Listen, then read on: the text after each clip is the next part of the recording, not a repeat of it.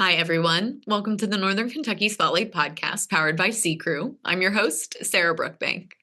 We have two great guests on today's episode of the podcast. We are joined by Harp of Transworld Business Advisors of Greater Cincinnati and Northern Kentucky, and Daney Amrine of NorthKey Community Care. Thank you to our podcast sponsors. The Northern Kentucky Spotlight Podcast is powered by CKREU, Google and Amazon advertising experts, and sponsored by Schneller Knockelman. Now let's go meet our members of the week, hear from our sponsors, and I will be back with this week's guests. Ranking on Google Search and Maps is easy to understand, but hard to do.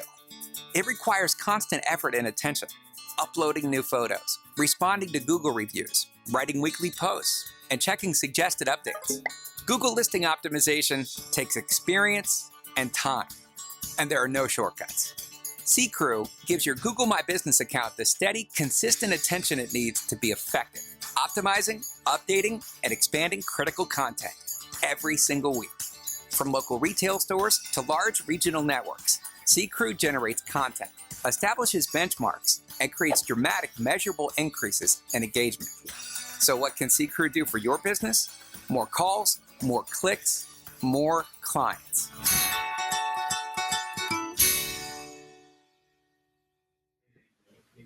Congratulations to our members of the week. You can learn more about these businesses by following the Northern Kentucky Chamber on social media, where we highlight one of these businesses each day. Now, let's meet our members of the week.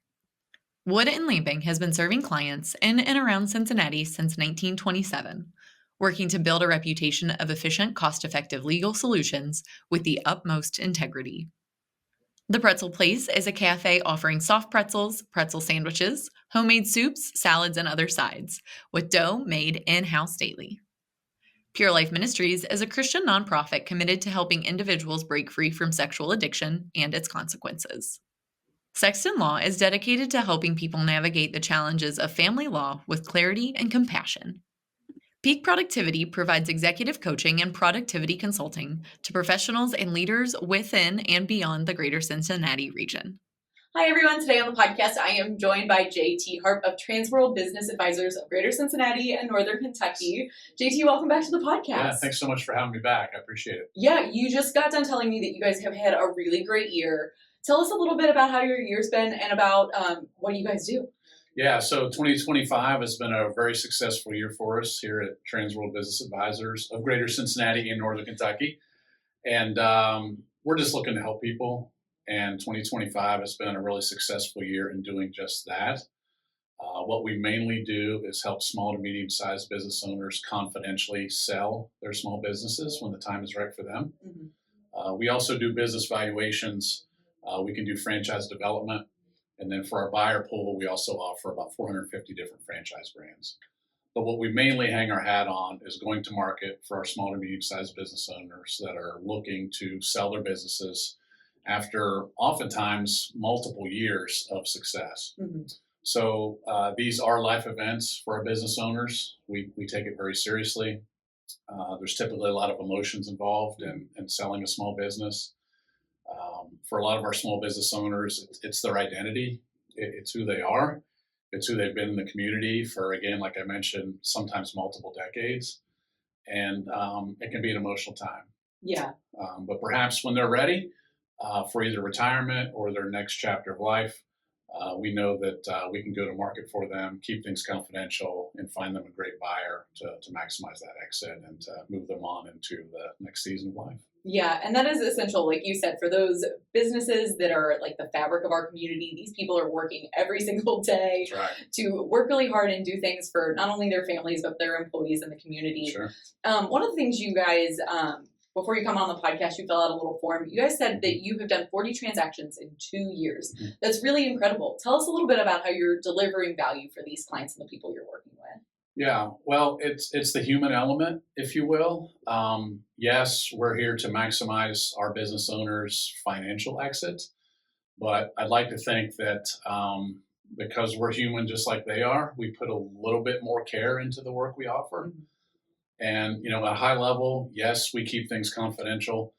Yes, we do our best to find not only a great financial exit for them, but also a great buyer that is going to properly continue the legacy that the business owners have created. Mm-hmm.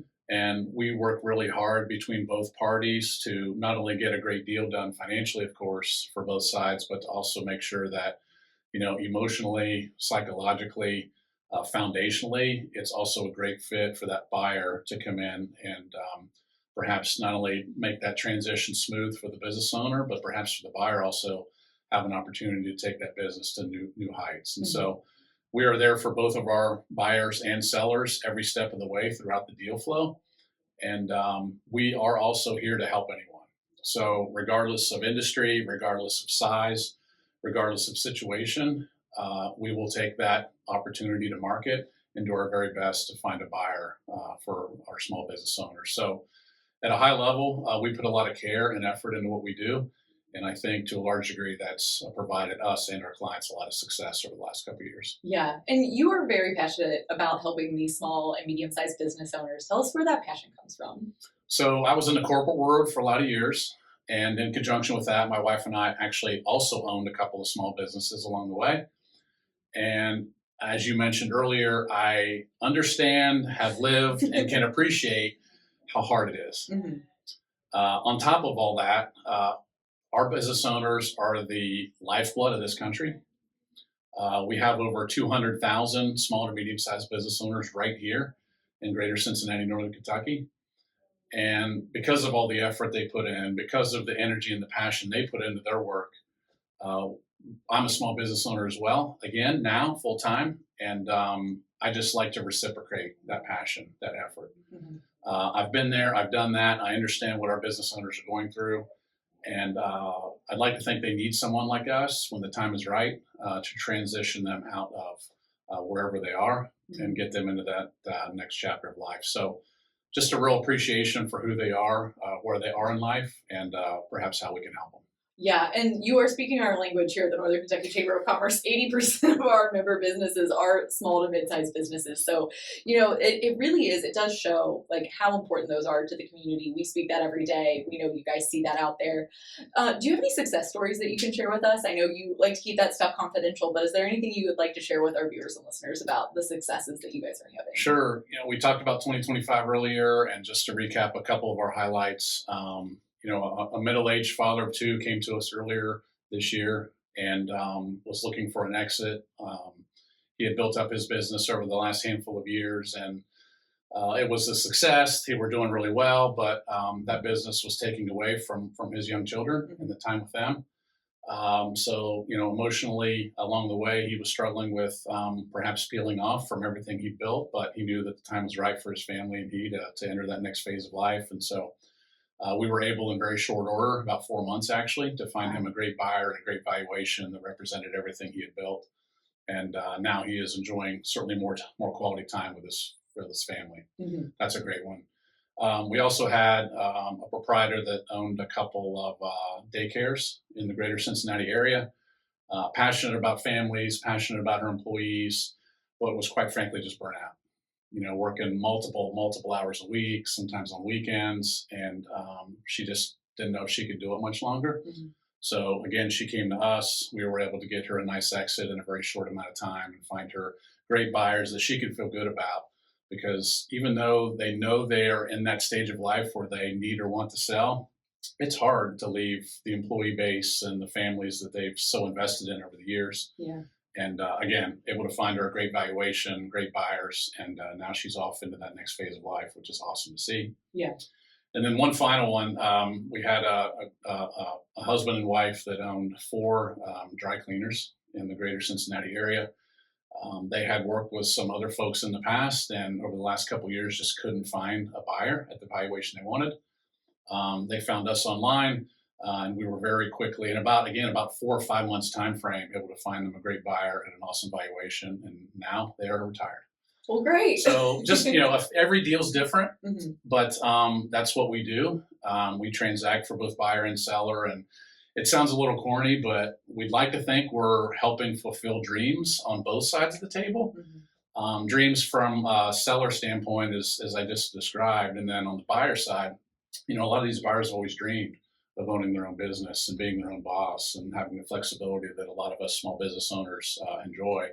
And so now they get to do that. Yeah. Right. So that's a small slice of what we do and a small slice of what 2025 has brought us. Yeah, well, that is so incredible. And JT, for people that are interested in learning more, contacting you, maybe getting this process started, what's the best way to get in touch with you? Yeah, so you can find us on Google, online certainly. We've got over 70 5-star Google reviews at this point, which is awesome. We're really proud of that. We've got a fully built out website that explains all of our value propositions and what we can offer our small business owners. You can call us at 513-725-7283. That's our direct line into the office. And I guarantee you a human will answer the phone, which is really, really cool this day and age. Yeah, big selling point. Yeah, and then you can reach me directly at jharp@tworld.com. We are part of the world's largest business brokerage network. I own and operate the office here in Greater Cincinnati, Northern Kentucky, and we're here to help. Yeah, and JT, final thoughts, last thing before I let you go today. Yeah, just a big thank you to the Northern Kentucky Chamber of Commerce for all your support over the last year or so. We've got a team of 8 now, including 2 full-time agents right here in Northern Kentucky. We just want to help as many people as possible. Mm-hmm. So as we wrap up 2025, a huge thanks to you and to the Northern Kentucky community for all the support you've provided over the last year or so. And as we head into 2026 and beyond, we're just looking to help as many small business owners as we possibly can. So please feel free to reach out, and thanks again for the opportunity. Yeah, well, JT, thank you so much for your time today. It was great to have you on the podcast awesome. Again. Thanks for having me. Hi, everyone. Today on the podcast, I am joined by Daney Amrine of NorthKey Community Care. Daney, welcome to the podcast. Thank you for having me. It's great to have you on. NorthKey, you guys are a pretty big community mental health organization. Tell us a little bit about what you guys are doing in the greater Cincinnati area. Okay. Well, we've been in the community for about 60 years now, so we're very established. We provide services in all 8 counties here in Northern Kentucky. We have about 9 offices throughout those counties, providing mental health services, substance use services, intellectual development disability services, crisis services. So we have about 30 different programs throughout our organization focused on the betterment and integrative care of our community. Yeah, and that's an essential service. You guys are working with a lot of different types of people across our communities. Tell us a little bit about what you're seeing in that mental health space here in the region. So I like to think of it as that we have more people that feel safe enough to reach out for help. So we are seeing numbers increase. And I think that there's a lot of things going on with that, obviously. I think the need is there. I also think the stigma of mental health and seeking services has been reduced, and I credit a lot of our community partners in NorthKey and our community for making those resources available, but working to destigmatize reaching out for help. So we are seeing lots of new faces. We're seeing lots of people come in for help, lots of children, lots of kids in our school systems.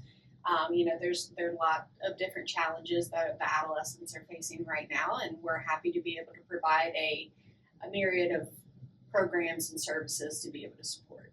Yeah, that's essential, those services, especially you mentioned kids. I know that is a space that is really growing. We talk a lot about like Gen Z in the workplace and how mental health is really one of like those key things that they're looking for, that support with their employers. So we very top of mind here at the Chamber of Commerce in our workforce segment. But when you think about it's 2026, we're heading into this new year.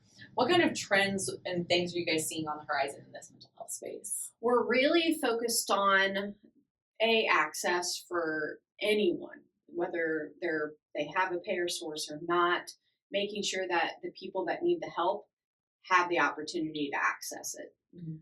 Second is that we have a lot of new crisis services available. So we have a mental health urgent care that we offer for individuals, for adults, and we have a separate one for adolescents. So if somebody is experiencing a mental health crisis, but it's not really at that hospital level, mm-hmm. we want them to be able to get the right kind of care. So we have a CSU where people can come in, meet with a therapist, be evaluated, go through safety planning, de-escalation, getting services ongoing and connected to really be able to get the right care to somebody when they need it the most. Yeah. We have a mobile crisis unit that can go out and respond to different crises in the community. So we're partnering with law enforcement, different community partners and being able to do that real-time response if somebody needs that mobile crisis intervention. Yeah, that's a really cool developing thing, I would think, in the space is that. Tell us a little bit about like why you think that, especially that mobile crisis unit, is so essential in the community right now. Because we're seeing a lot of different community partners have to step into a space that's not their expertise. Like our police officers, different businesses and communities are kind of trying to navigate these challenges with mental health, and sometimes they don't have the education background or the resources and tools that they need to be able to respond appropriately. We are the community safety net. So we're the community mental health center here in Northern Kentucky, which means we are the behavioral health safety net for our community. And we want to be able to respond to those individuals that are in crisis with the right tools, the right support, and the right connections to get them the help that they need. Yeah, talk a little bit more about that safety net. I love that term. I know that you guys use that. You're working with a lot of different you mentioned law enforcement, you mentioned schools. What other partnerships and organizations are you guys using to like strengthen that safety net? So like a Sun Behavioral, we have somebody that's there that's helping somebody once somebody discharges from Sun, that we can get them scheduled in with ongoing services, therapy, supports, substance use treatment, whatever the need may be. We also offer primary care. So especially for our rural communities, that's a safer entry point, is coming in to try to receive primary care services, to do blood pressure monitoring. You know, sometimes we're seeing the negative effects of the lack of affordable health care in Kentucky. It's now caught up with our populations that went a long time without preventative care and just that PCP relationship. So they'll come to us maybe for primary care. We open that door and then we can work with them about, you know, maybe somebody's spouse passed away and they've not been eating and they're depressed, and that's a softer way to get somebody in to access services. So we're really looking at, you know, working with the courts. We have assisted outpatient treatment, and that is a court-ordered treatment. So working with our jails, our county judges, and law enforcement to